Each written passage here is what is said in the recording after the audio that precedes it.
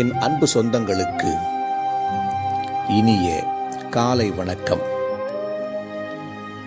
ஞாயிற்றுக்கிழமை சிறப்பு பதிவோடு உங்கள் சிவக்குமார் உங்களை தேடி. என்னை தலை குனிந்து பார்த்தால் நான் உங்களை தலை நிமிர்ந்து நடக்கச் செய்வேன். இப்படிக்கு புத்தகம். அழகாக இருக்கிறதல்லவா அந்த வரிகள்? இதனை நாம் பல இடங்களில் பேசியிருப்போம், பிறர் பேசவும் கேட்டிருப்போம். புத்தகம் மட்டும் ஒருவனுக்கு நல்ல நண்பனாகிவிட்டால் அவனுடைய அறிவு வளர்ச்சிக்கு எல்லையே இருக்காது. புத்தகங்கள் என்னை புடைசூழ இருப்பதனால்தான் இந்த ஓட்டை குடிசையிலும் என்னால் பீடு நடை போட முடிகிறது என்பார் ஒரு கவிஞர். புத்தகம் அந்த அளவிற்கு அறிவு களஞ்சியமாக திகழும். புத்தகம் இல்லாத ஒருவர் எப்படி வளர முடியும்? கல்வியிலே மேம்பட முடியும்.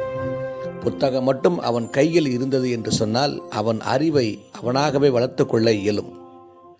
ஆனால் இன்று தலை குனிந்து புத்தகத்தை பார்ப்பவர்கள் எத்தனை பேர்? தலை குனிந்து அலைபேசியை பார்க்கக்கூடிய நிலையிலே தான் நாம் வளர்ந்து விட்டோமே தவிர புத்தகங்களை பார்க்கக்கூடிய நிலையில் இல்லை.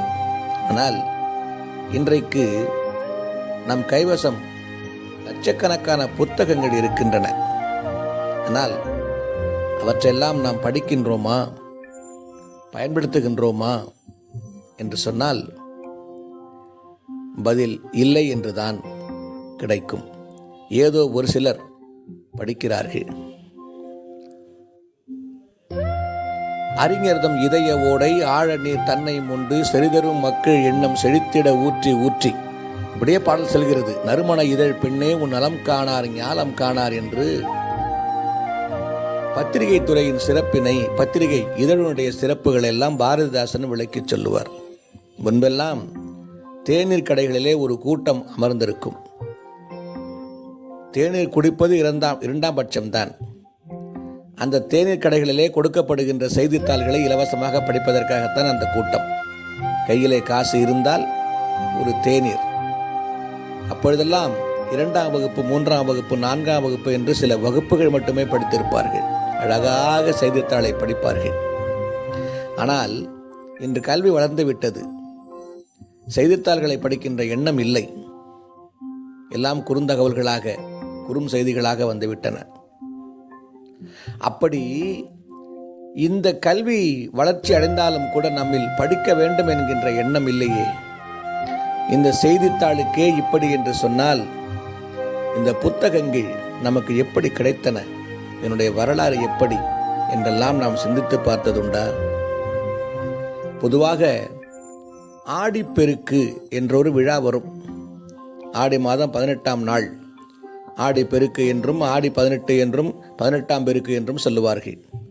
நான் அந்த கதைக்கு செல்லவில்லை. அந்த ஆடி பெருக்கு நாட்களிலே வீட்டிலே இருக்கின்ற ஓலைச்சுவடிகளை எல்லாம் ஆற்றிலே விடுவது ஒரு சம்பிரதாயமாகவே அன்று நிலவி வந்தது. இப்பொழுதுதான் காகிதம் கண்டுபிடிப்பதற்கு முன், பேப்பரைஸ் என்ற தாளில் இருந்து காகிதம் கண்டுபிடிப்பதற்கு முன் ஓலைச்சுவடிகள் தான் நம்மவர் எழுதி வந்தார்கள். அந்த ஓலைச்சுவடிகள் எல்லாம் நிறைய வீடுகளிலே இருக்குமாம். அவற்றையெல்லாம் இந்த ஆடிப்பெருக்கு நாட்களிலே ஆற்றிலே கொண்டு போய்விட்டால் புண்ணியம் கிடைக்கும் என்று நம்பி வந்தார்கள். ஒரு வயதான மனிதர், அவர் என்ன செய்தார்? ஒரு குறிப்பிட்ட ஊரிலே, குறிப்பிட்ட வீட்டிலே நிறைய ஓலைச்சுவடிகள் இருக்கின்றன என்ற செய்தி அவர் செவிகளுக்கு வருகிறது. ஆடிப்பெருக்குக்கு முந்தைய நாளே செல்லுகின்றார். அந்த குறிப்பிட்ட வீட்டிலே சென்று, ஐயா, உங்கள் வீட்டில் நிறைய ஓலைச்சுவடிகள் இருப்பதாக அறிந்தேன். அதில் ஏதேனும் நல்ல இலக்கியங்கள் இருக்கலாம், பாடல்கள் இருக்கலாம். அவற்றையெல்லாம் என்னிடம் கொடுக்க முடியுமா என்று கேட்கின்றார்.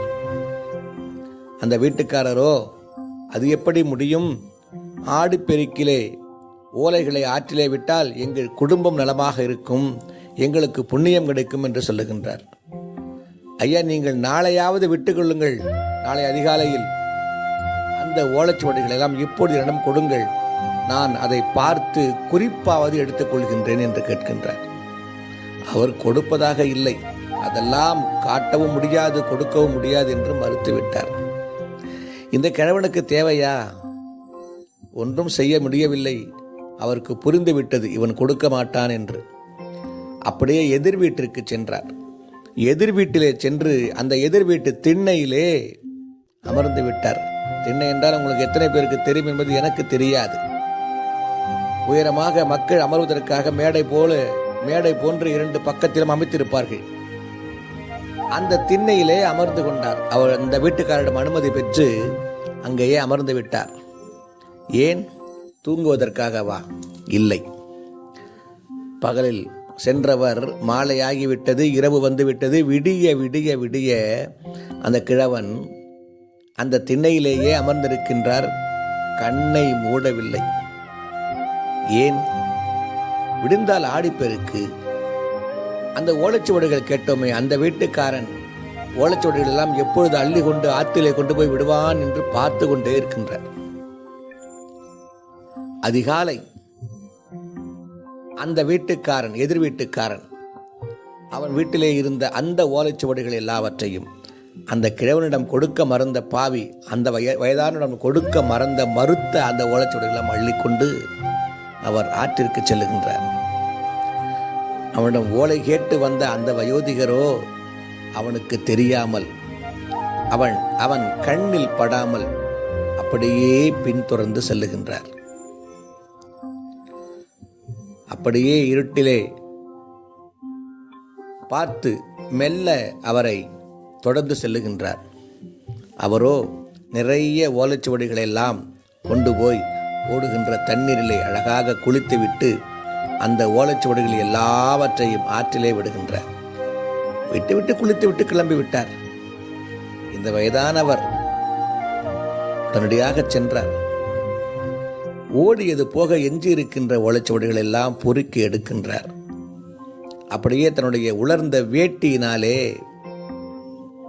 அந்த ஓலைச்சுவடிகள் மீது இருந்த நீரை எல்லாம் மெல்ல எழுத்து அழிந்து விடாத அளவிற்கு துடைத்து அந்த தண்ணியை மட்டும் எடுத்து துடைத்து விட்டு பார்க்கின்றார். அவர் எந்தெந்த பாடல்கள் எல்லாம் வேண்டும் என்று தேடினாரோ அந்த எல்லா பாடல்களும் அந்த ஓலைச்சுவடியிலே இருந்தன. ஆற்று நீரிலே விட்டு அந்த ஓலைச்சுவடிகளை எடுத்தனுடைய குளர்ந்த வேட்டியால் துடைத்து விட்டு அந்த எழுத்துக்களை பார்த்த அந்த வயதானவருடைய கண்கள் சொரிந்த கண்ணீர் மீண்டும் அந்த ஓலைச்சுவடிகளை ஈரமாக்கியதாம். அப்படியே கொண்டு வந்தார். அந்த நூல்களை எல்லாம் சரிபார்த்து அச்சேற்றம் செய்தார். அந்த கிழவன் வேறு யாரும் கிடையாது, தமிழ் தாத்தா என்று நம்மால் அழைக்கப்படுகின்ற ஊவேசா என்கின்ற ஊவே சாமிநாதர் அவர்கள். ஒவ்வொரு ஊராய் அலைந்தார், தேடி தேடி திரிந்தார். தமிழ் இலக்கியங்கள் எல்லாம் எந்தெந்த ஓலைச்சுவடிகளை யாரிடம் இருக்கிறதோ என்று ஒவ்வொரு ஊராகச் சென்றார், ஒவ்வொரு வீடாகச் சென்றார்.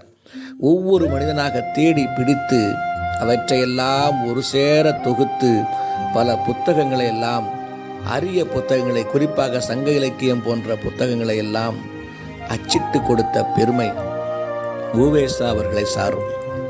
ஆனால் இன்று பல புத்தகங்கள் நூலகத்திலே இருக்கின்றன.